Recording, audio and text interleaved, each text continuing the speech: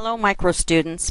This is an instructor lifeline for elasticity. I'm not sure if it'll be 1 or 2, but elasticity is one of the most complex or confusing or challenging topics in all of micro.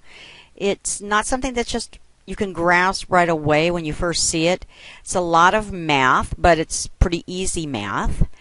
The challenge is not so much in doing the math. I'm sure everyone will be able to do the math, but the challenge is in being able to know what your answer or your result means, how to interpret it. So I've asked you here, I'm using my resource guide that I use for my on-campus classes, and I'll be using some slides from that as well. And I'm going to kind of give you a little overview, so I hope it will make things easier when you approach elasticity. First of all, to get us started, and I'm going to contradict myself a little bit later, but this is going to hopefully give you a great way to approach elasticity. First of all, you're going to have to get used to a couple words or terms in this particular chapter. The word elastic and the word inelastic. What I'm going to suggest to you is that when you see the word elastic, think to yourself, I can live without that. Whatever it is, no matter how high its price goes, I can live without it.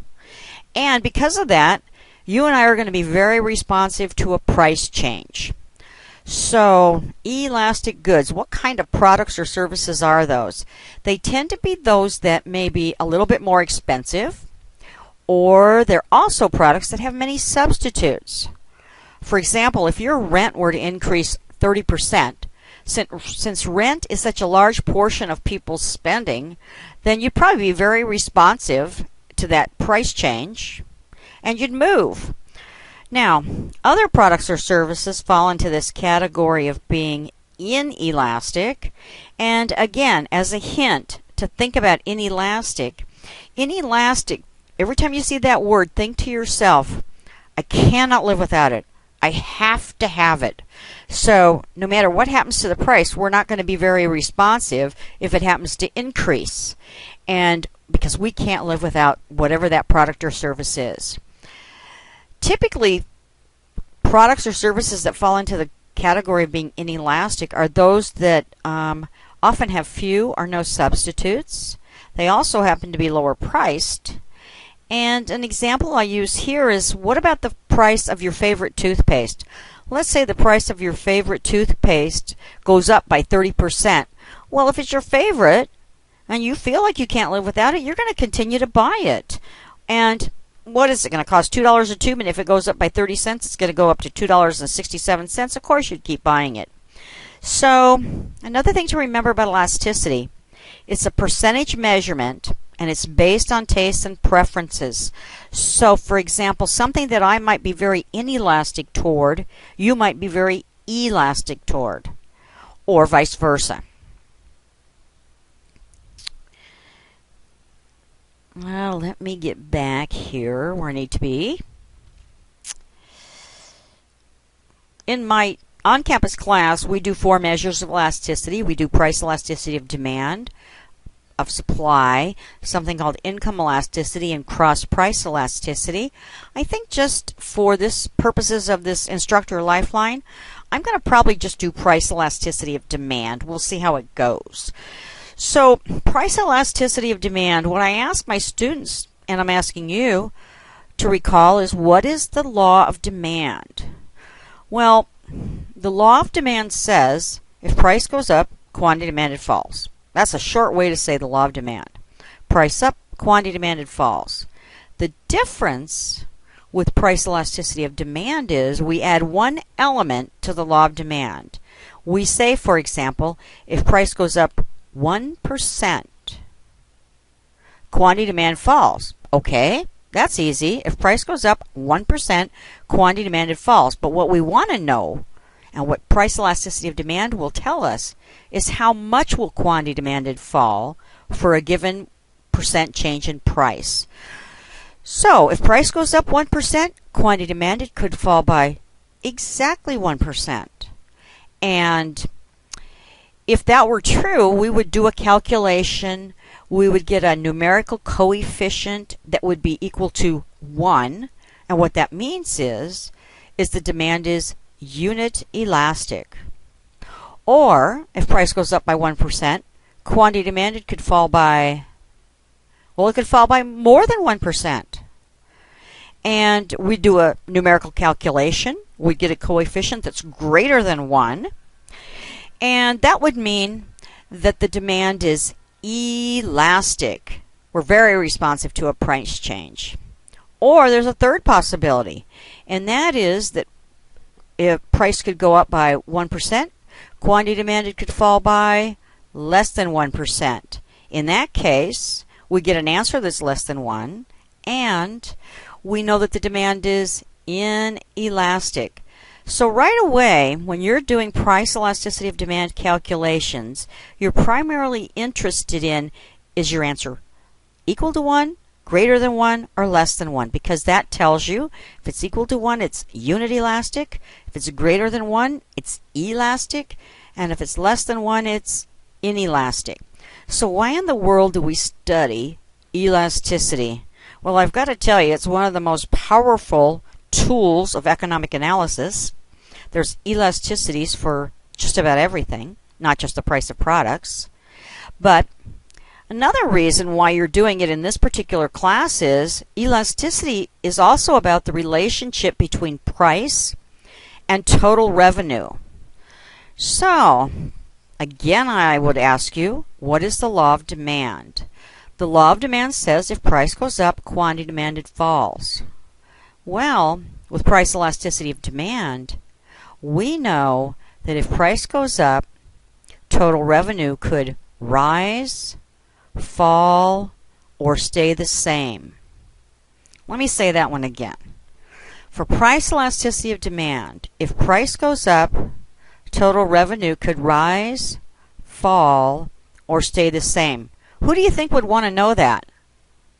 Who do you think would want to know if the price of a product goes up, whether or not the total revenue for that product is going to rise or fall? Well, of course, the seller would want to know. So, we'll get to that part of it.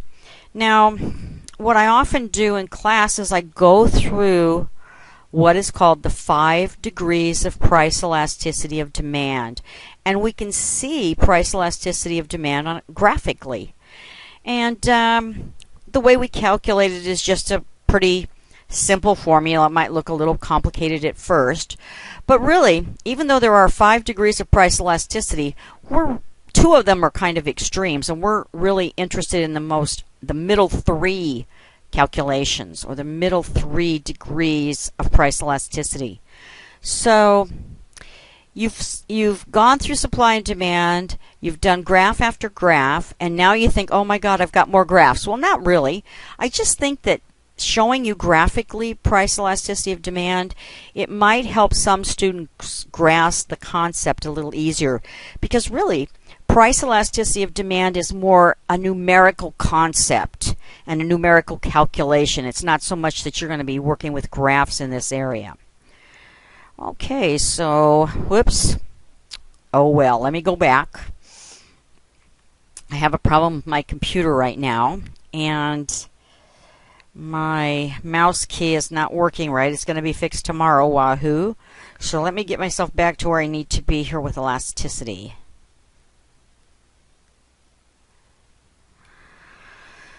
Okay, so I've given you the definition of price elasticity of demand, and definition is kind of a formula also, the way I've stated it. Price elasticity of demand is a percentage change of quantity demanded caused by or divided by a percentage change in price.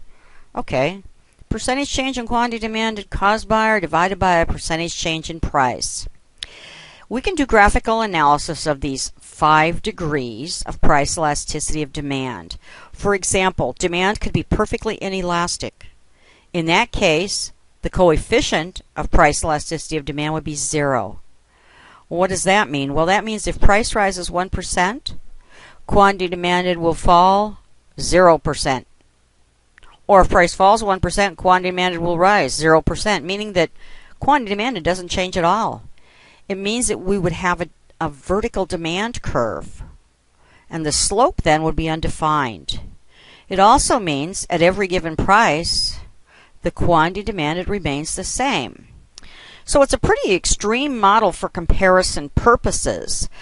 And when I say it's an extreme model for comparison purposes, personally, I can't think of any product or service for which the demand is perfectly inelastic. But if the demand for a product is inelastic, it would be helpful to know how close to being perfectly inelastic the demand for that product might be. So let me go to my PowerPoint slides now.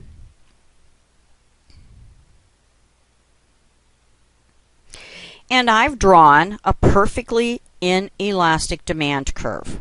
It's just a vertical demand curve. The quantity stays the same, essentially regardless of the price. Again, it's an extreme model. But it does have a little bit of interesting analysis that could be done, particularly since, remember, elasticity has a relationship with total revenue received by the sellers. And total revenue is something that you're going to calculate quite a bit in this class. Maybe not right now, but a little bit later. But total revenue is simply the price of the product times the quantity sold. So on my next slide, I'm going to mark a first price. And I'm going to say, okay, whatever this inelastic, perfectly inelastic product is, it's going to be sold for this price. So this rectangle from P1 to Q star, that would be the total revenue at that first price. The next slide shows, well, if we raise the price, well then this rectangle would represent the total revenue. And I think I have a little bit better indication on the next two slides. So here's the total revenue rectangle at the first price. Here's the total revenue rectangle for the second price. Obviously, if the demand is perfectly inelastic and the price goes up, the total revenue received by sellers also goes up. You can see that with that rectangle getting larger. So that's an important relationship to remember. If price goes up, total revenue goes up when the demand is inelastic. I need to switch back to the resource guide.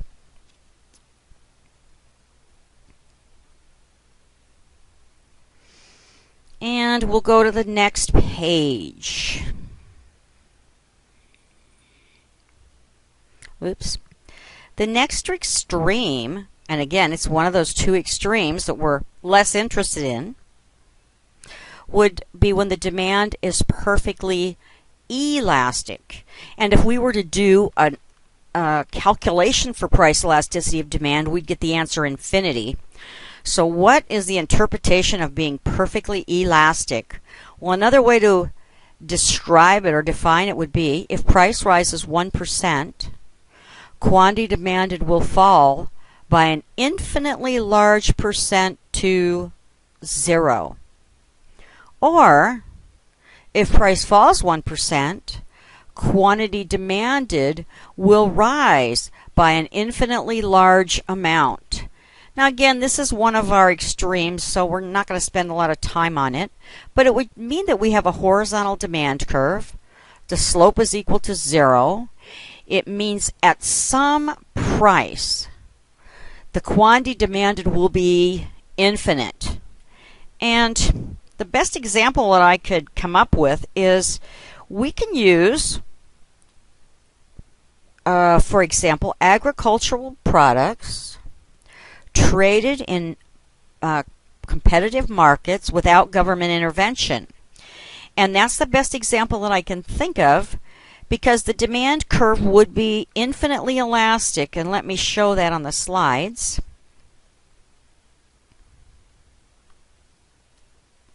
There's a perfectly elastic demand curve.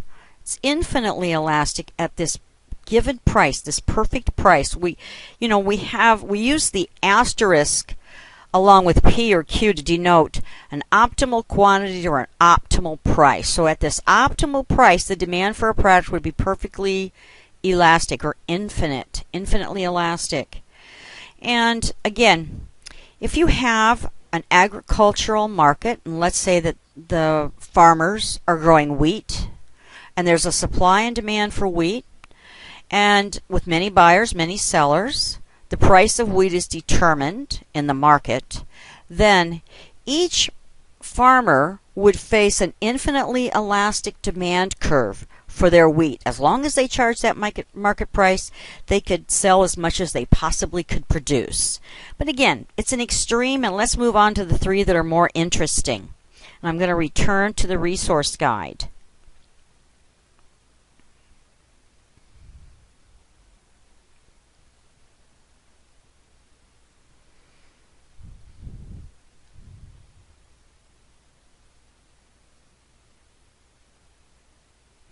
Let's start with relatively inelastic. Now, the demand for a product can be inelastic, which also is referred to in many textbooks as being relatively inelastic, and that's just a way to distinguish it from being perfectly inelastic. So you're going to do a calculation. You're going to get a price elasticity of demand less than 1. And if that is true, you get an answer that is less than 1. That means the demand is inelastic or relatively inelastic. Now, numbers 1 and 2 on this page are really kind of definitions for relatively inelastic or inelastic demand. The first definition says if price rises 1%, quantity demanded will fall less than 1%. Or if price falls 1%, quantity demanded will rise less than 1%. But probably a better definition for you to get familiar and comfortable with is number 2. A percentage change in price causes a relatively smaller percentage change in quantity demanded. So for example, if the price were to rise 8%, the quantity demanded will fall. How much? Well, it could fall 5%, 6%, 3%. Something less than 1%.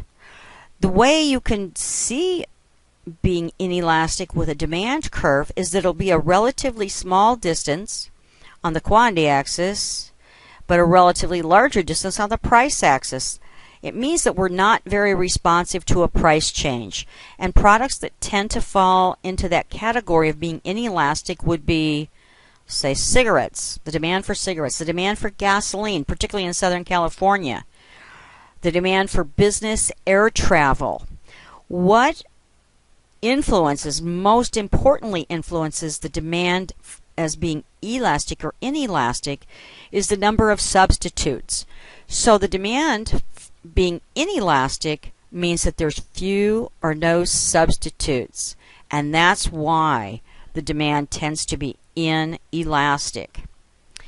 Now I'm going to go to the PowerPoints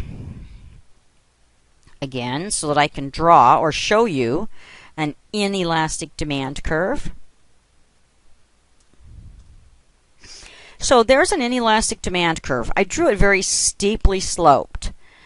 Now, as I mentioned earlier, I'm going to contradict some of the stuff that I'm saying here, but for now, for illustration purposes, I hope that this will help you kind of get a feel for elasticity and make you feel more comfortable with it. So I've got a downward sloping demand curve, very steep. I'm going to call it my inelastic demand curve. Here's my first price.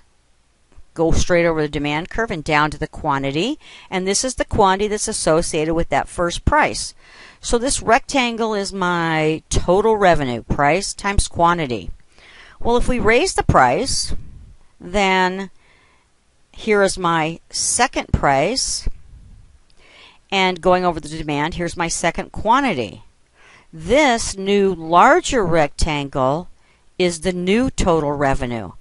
And you should notice, for example, that if this distance between P1 and P2 represents 1%, then this distance between the two quantities must represent less than 1%. So again, the whole idea is for a given change in price, for a given percentage change in price, the quantity demanded will change by a relatively smaller percent.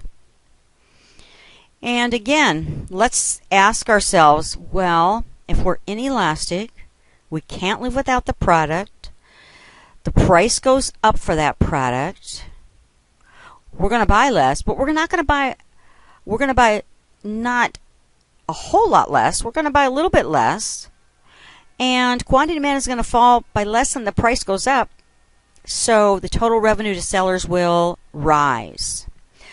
Let me go back to the PowerPoints again.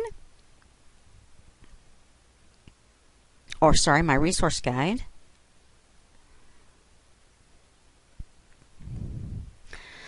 So, not very responsive to a price change. It's a steeply sloped demand curve as far as representing it. The last item on this page, again, if demand is inelastic and price rises, total revenue received by sellers will rise. I hope that's real easy and logical for you to see, because you have to remember the opposite is also true. If the price falls for a good that is inelastic, the total revenue received by sellers will also fall. So, if the demand for a product or service is inelastic, is it likely that the price is going to go down? No, because the total revenue would go down. So, let's go to the next degree of price elasticity, and that is when the demand is elastic or relatively elastic. Now, we're going to do a calculation of price elasticity of demand. We're going to get an answer or a coefficient that is greater than 1. And one of the definitions, or way to interpret it, is that if price rises 1%, quantity demanded will fall. Because remember, with demand, if price goes up, quantity demanded always falls. So if price rises 1%, quantity demanded will fall by more than 1%. Or, if price falls 1% and we're elastic, quantity demanded is going to rise how much? More than 1%. Probably more important to understand about elasticity, if it's elastic, a percentage change in price causes a relatively greater percentage change in quantity demanded. So, if we're elastic and the price goes up 8%, quantity demanded will fall by more than 8%. So elastic is just the opposite of inelastic, which means that we're going to have a relatively large distance on the quantity axis compared to a relatively smaller distance on the price axis. That means that consumers are very responsive to a price change. I've given you examples such as McDonald's, Pepsi, vacation air travel, and I hope some of you might be thinking, well, I'm pretty inelastic towards Pepsi because that's just the best cola drink on the market. But there are substitutes for Pepsi. So, as far as examples, I've given McDonald's, Pepsi, vacation, air travel. And I can add to that list most goods and services. Why in the world is the demand for most goods and services elastic? Well, that's because the key determinant of elasticity is number of substitutes. And for most goods and services, there tend to be many substitutes, which means the demand for those products and services tends to be elastic. So let's return to the PowerPoint so we can see what an elastic demand curve looks like. And I've drawn a demand curve here that's more flatly sloped. The slope is not so steep, it's not so large, and so that's what I'm going to call my elastic demand curve. Here's a first price and a first quantity, so there's my total revenue rectangle. Then I'm going to pick a second price, and that gives me the second quantity. And here's my new total revenue rectangle. It's not quite as easy to see as maybe in the last example, but this rectangle is a bit smaller than the first one. And again, if this distance on the price axis represents 1%, then this distance on the quantity axis must represent something greater than 1%. Again, indicating the demand is elastic. A percentage change in price causes a much greater percentage change in quantity demanded. And then there's one more degree of price elasticity. It's right in the middle. It's not elastic. It's not inelastic. It's exactly in the middle. And the only way to depict this is with a curved demand curve, along which the slope always changes, but the price elasticity of demand remains constant. So, for a 1% change in price, quantity demanded will change by exactly 1%.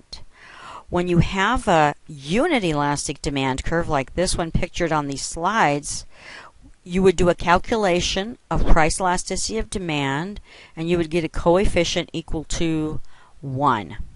So let me return to the resource guide, and I'll touch briefly on unit elastic demand. We've already done the graph. We know the calculation will give us a coefficient that is equal to 1. And again, the interpretation or definition. If price rises 1%, quantity demanded falls exactly 1%. Or if price falls 1%, quantity demanded will rise exactly 1%. I think a better definition is this second one. A percentage change in price causes an equal percentage change in quantity demanded, which means if price rises 8%, quantity demanded falls exactly 8%. Now, if you remember the effects on total revenue when the demand is elastic and inelastic, then hopefully you'll already know the answer to this one. And this one, for unit elastic, when demand is unit elastic and price rises or falls, total revenue remains the same. So let me say that one again. If demand is unit elastic and price rises or falls, total revenue remains the same. So why is that? Think about it for a minute. Well, that's a pretty easy one. If the price goes up 8% and the quantity falls 8% by exactly the same percent as the price change, then it kind of cancels each other out. The increase in price cancels out the loss of quantity because it's the same percentage. And so they offset each other, and total revenue doesn't change. Now, you're going to be doing some calculations of price elasticity of demand. The result you get is called the coefficient. And I'd like you to picture a number line. And when you picture a number line, you could get an answer that's 0. Well, if you get 0, that means the demand is perfectly inelastic. Or you could get the opposite extreme. You could get an answer that's equal to infinity. Well, that will mean that the demand is perfectly elastic. But we're not really interested in those two outcomes. We're interested in these middle three. If you get an answer that is less than 1, that indicates that the demand is inelastic. If you get an answer equal to 1, that indicates that the demand is unit elastic. If you get an answer that is greater than 1, that indicates that the demand is elastic. The formula that I use is the midpoint formula, and the reason I use this is because it gives us the same result regardless if the price rises or falls. And basically, you've got, it looks pretty complicated, but it's not nearly as bad as it seems. It gives you the average percent change in quantity divided by the average percent change in price. So this numerator represents the percentage change in quantity, or the average percentage change in quantity, whereas the denominator represents the percentage change in price. Now, as long as you are only asked to calculate PED, price elasticity of demand, you can cross out these 2's and simplify that calculation. But remember, this is the actual formula for price elasticity of demand. But again, just to shorten your work a little bit, you can use this formula when you're calculating price elasticity of demand. It requires that you have 4 items. The first quantity, the second quantity, the first price, the second price. And having those items, you'll be able to calculate price elasticity of demand. So, The formula says Q1 minus Q2 divided by Q1 plus Q2. P1 minus P2 divided by P1 plus P2. Looks kind of complicated, but really all it is you're taking the difference between the two quantities divided by their sum. And that gets divided by the difference between the two prices divided by their sum. And I've just written it in symbols here and in variables here. So let's go to the next page to get a little practice with this. I went a little too far there.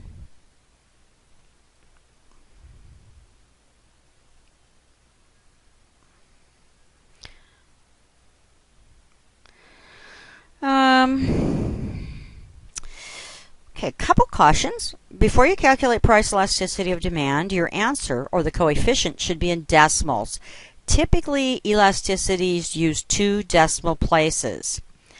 Then there's another note I'm going to mention to you, and that is, I believe your textbook and my on-campus classes also consider price elasticity of demand in absolute value. So what does that mean in absolute value? Well, it just means that the sign of the answer is always positive. But hopefully you realize that actually price elasticity of demand is, well, it's always going to be a negative answer. Why is it always going to be negative? Well, that's because the relationship between price and quantity are inverse, indirect, or negative, meaning when price rises, quantity falls. Price falls, quantity rises. So you're always going to get a negative number, but we're just going to ignore that negative sign and look for, is our answer equal to 1, greater than 1, or less than 1? So right here I've given you 2 columns, an example of price elasticity of demand. Here's the price from $1 to $8, the quantity from 12 to 5. Now, in this example, I've said it's price elasticity of demand. How do you know that? I hope you realize that since the price rises and the quantity falls, it has to be an example of price elasticity of demand. So I'm going to ask you to do a few calculations. You're going to use that formula that I showed you before, Q1 minus Q2 divided by Q1 plus Q2, that's in the numerator. Then the denominator is P1 minus P2 divided by P1 plus P2.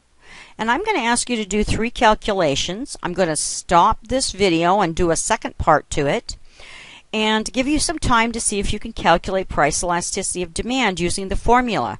If you would please calculate price elasticity of demand between $2 and $4. So here's $2, quantity 11, $4, quantity 9. Then I'm going to ask you to calculate it between $6 and $8, and lastly between $6 and $7. And again, let me show you that data. Oops. I'll be so glad when my mouse is fixed, my mouse button. Again, $2, $4, then you're going to calculate it between $6, which is quantity of 7, and $8, which is quantity 5, and then $6, which is 7, and $7 with 6. So I'm going to stop right now, and then I will pick this up in the second part of the video, and I'm going to ask you to do those 3 calculations before you look at the second part of the video.